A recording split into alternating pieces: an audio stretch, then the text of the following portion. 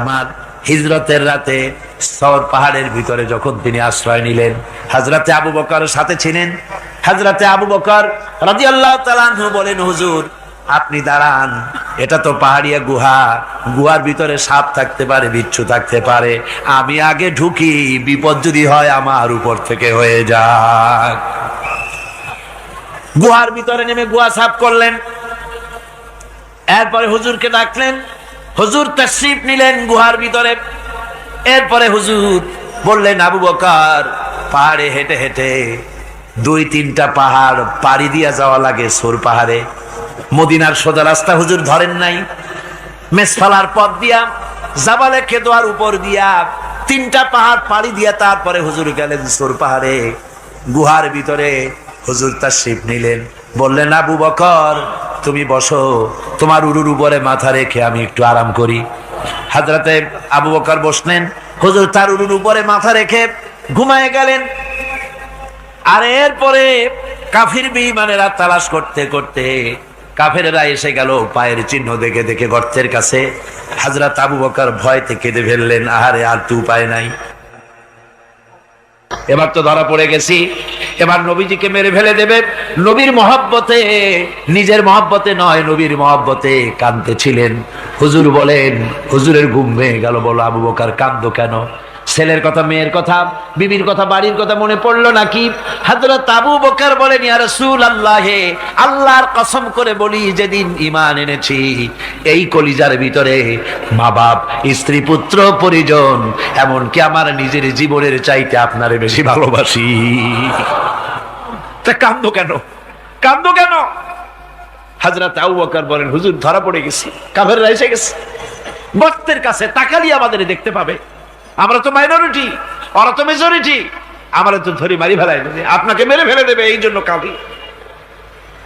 আল্লাহ রাব্বুল আলামিন, হুজুর তখন কি দৃঢ়তা, কি অবিচলতা, কি ধৈর্যের পাহাড় সম মনোবৃত্তি তখন দেখালেন।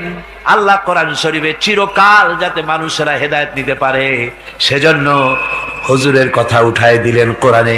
আল্লাহ পাক বলেন, ইযহুমা ফিল গার ইয ইয়াকুলু লিসাহিবিহি লা তাহজান ইন্নাল্লাহা মা'ানা। ও বন্ধু, ভয় পেও না, আল্লাহ আমাদের সাথে আছেন। সুবহানাল্লাহ গো, আল্লাহ আমাদের সাথে আছেন।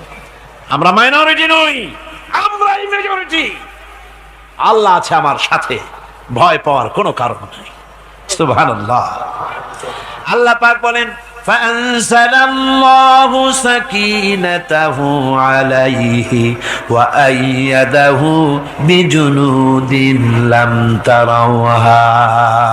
আমি এদের অন্তরের ভিতরে আমি শান্তি নাজিল করে দিলাম, প্রশান্তি দিয়া দিলাম, আর আমি সাহায্য করলাম, আর এমন সব সৈন্য পাঠায় দিলাম যে সৈন্যগুলি তোমরা দেখতে পাও নাই। সুবহানাল্লাহ ওয়া বিহামদিহি। ভাইরা আমার, রাসূল করিম সাল্লাল্লাহু আলাইহি সাল্লাম এই বিপদের মাঝে, চরম বিপদের মাঝে অবিচলতা, দৃঢ়তা, কঠিন আত্মনির্ভরতা দেখিয়েছেন। এগুলি হলো ঈমানের 5ম নম্বরের উপকারিতা। আল্লাহর প্রতি ঈমান আনলে এভাবে পাহাড় সম ঈমান মজবুত হয়ে যায়। জেলের পরোয়া করি না, ফাঁসির পরোয়া করি না, শহীদ হওয়ার পরোয়া করি না, মেরে ফেলে দেবে, উড়ায় দেবে, হত্যা করবে, পরোয়া করি না। পরোয়া করি কেবলমাত্র কাকে? যারা বলেন কারে? এইরকম মুসলমান হাজার হাজার লাখ লাখ দরকার নাই, 313 জন যথেষ্ট। কয়জন যথেষ্ট? 313 জন যথেষ্ট। বদরে যারা জান দিয়ে, মাল দিয়ে দ্বীনকে প্রতিষ্ঠিত করেছিলেন, এরকম 313 জনই যথেষ্ট ছিল। এই দৃঢ়তা, এই অবিচলতা, এই ঈমান, এই ধৈর্য শিক্ষা দেয়, এই উপকার করে ঈমান বিল্লাহ। আল্লাহর প্রতি ঈমান আনলে এভাবে পাহাড়ের মতো শক্ত হয়ে যায় কলিজা। কোন আলহামদুলিল্লাহ। আমার বন্ধুগণ, এবার আমি বলবো সর্বশেষ উপকারের কথাটা বলি, মোনাজাত ছেড়ে দেব। কয়টার কথা বলছিলাম? উপকার 6টা। 6টা উপকারের কথা বলেছি। অনেকগুলি বৈশিষ্ট্য, অনেকগুলি উপকারের মধ্যে আল্লাহর প্রতি ঈমানের 6টা উপকারের কথা 5টা বলা হয়ে গেছে, এবার 6ষ্ঠ নম্বর এবং শেষ নম্বর।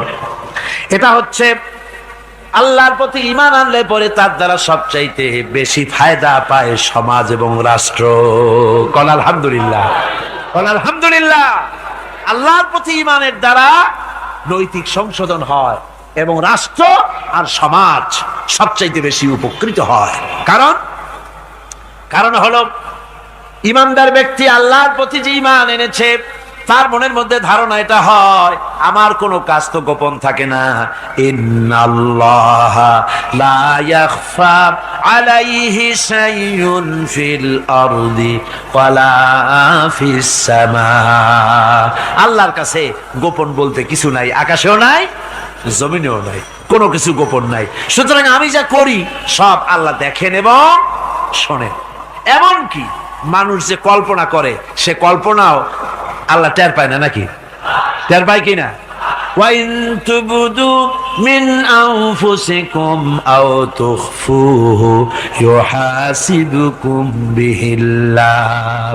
মনের ভিতরে যে কল্পনা করো আল্লাহ পাক বলেন এই কল্পনারও হিসাব আমি রব্বুল আলামিন তোমার কাছ থেকে নেব। ফায়ুআযযিবু মান ইয়াশাউ, যারে খুশি শাস্তি দেব আর যারে খুশি আমি maaf করে দেব। জোরে বলেন সুবহানাল্লাহ। ফায়াগফিরু লিমান ইয়াশা ওয়া ইউআযযিবু মান ইয়াশা, যারে খুশি maaf করব, যারে খুশি শাস্তি দেব, কল্পনারও হিসাব নেব। এই কথা মুমিনের যদি জানা থাকে তাহলে আর তার কোনো চিন্তা থাকে না, তার নৈতিক চরিত্র ভালো হয়ে যায়। কোন সুবহানাল্লাহ। আমার বন্ধুগণ, ঈমানদার লোক আল্লাহর প্রতি ঈমান আসলে পরে সমাজ উপকৃত হয়, রাষ্ট্র উপকৃত হয়ে যায়। যেহেতু বান্দা জানে আমি দায়িত্বহীন কোনো কথা বলতে পারবো না, দায়িত্বহীন কোনো কাজ করতে পারবো না। আল্লাহ পাক বলেছেন মা ইয়ালফিযু মিন কাউলিন ইল্লা লাদাইহি রাকীবুন আতীদ। বান্দা এমন কোনো কথা বলে না যে কথা আমার ফেরেশতারা রেকর্ড করে না রাখে। কাজী মুমিন ব্যক্তি আল্লাহর ভয়তে দায়িত্বহীন কথা বলবে না। নির্বাচন আসলে পরে রাস্তা সোনা দিয়ে বান্দায় দেব, এই করব সেই করব, না খাইয়া কেউ মরবেন না। আসে না নির্বাচনের সময় সারাগালি বদনারা মঞ্চে দাঁড়িয়ে কত বড় বক্তৃতা করে, ভাইয়ের আমার, বোনের আমার, এবার আমার বোতল মার্কা বাক্স, আপনারা আমাকে ভোট দিয়ে দেশ এবং জাতির আরেকবার 12:30 বাজাইবার সুযোগ দিন। এবার ক্ষমতায় গেলে কেউ না খাইয়া মরবেন না, কিন্তু কি খাইয়া মরবে তাও বলেন।